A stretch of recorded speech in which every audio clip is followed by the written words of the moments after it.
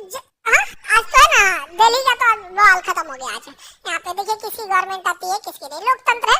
कभी ये मीडिया देखो, लोकतंत्र पे ना ईवीएम पे सवाल क्यों उठते हैं? क्योंकि मीडिया पहले से चिल्लाने लगती है फलाना आदमी जीत रहे हैं, समझे? और बाय द वे मीडिया को कैसे पता कि कौन जीत रहा है कौन नहीं आ रहा है?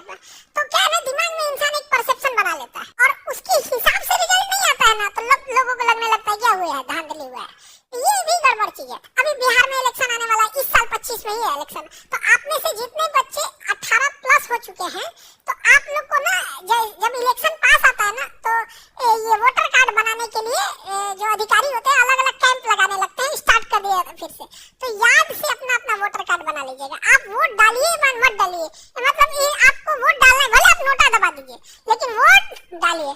जानते हैं दो चीजों, कभी भारत में किसी नेता से पूछना, कहता है कि विद्यार्थी सबसे कम को कोई डरे नहीं लगता है आप लोगों से। जब से सबसे बड़ी जो युवा आप ही है, कहता है कि इसे पल भर में किसी को इतना ऊपर चढ़ा देगा, सब 2 मिनट में नीचे गिरा देगा। अभी कहेगा सबसे अच्छा यही है, अभी कहेगा सबसे खराब यही है।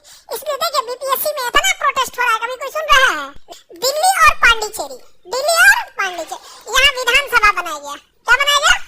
दिल्ली और पांडिचेरी में विधानसभा बनाया गया और राष्ट्रीय राजधानी क्षेत्र बनाया गया। एनसीआर जिसे बोला जाता है, एनसीआर, नेशनल कैपिटल रीजन। और इसमें बड़ी संशोधन किया गया। कहा गया कि दिल्ली एक ऐसा जगह, पांडिचेरी पे स्पेशली उतना ज्यादा नहीं हुआ, बट दिल्ली पे बहुत ज्यादा रूल कानून बना दे।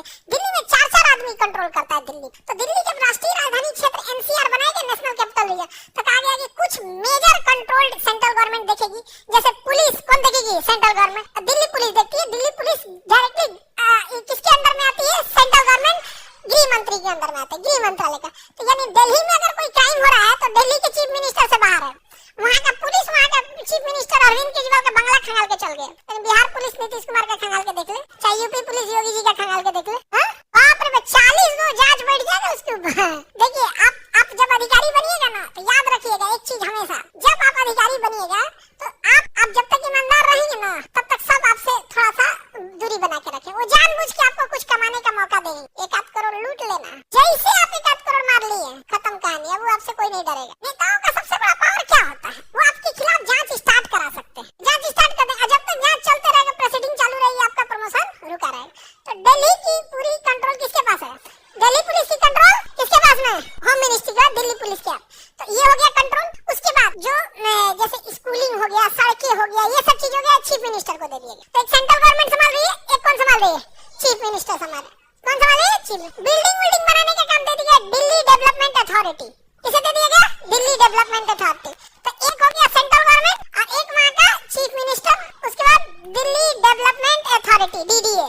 बहुत बड़े सोसाइटी, फ्लैट, ये सब कौन संभाल रहा है? डीडीए संभाल रहे हैं। वहाँ पे समझ आएगी कि नहीं? कौन संभाल रहा है? डीडीए। तो समझ में आता है कि ये फ्लैट किस जाते हैं, डीडीए का है, तो दिल्ली डेवलपमेंट अथॉरिटी का। तो ये सेंट्रल गवर्नमेंट का है, तो ये कभी क्या लगेगा? स्टेट गवर्नमेंट का। सबका अलग अलग है। वहाँ पे बहुत झमेला है दिल्ली में।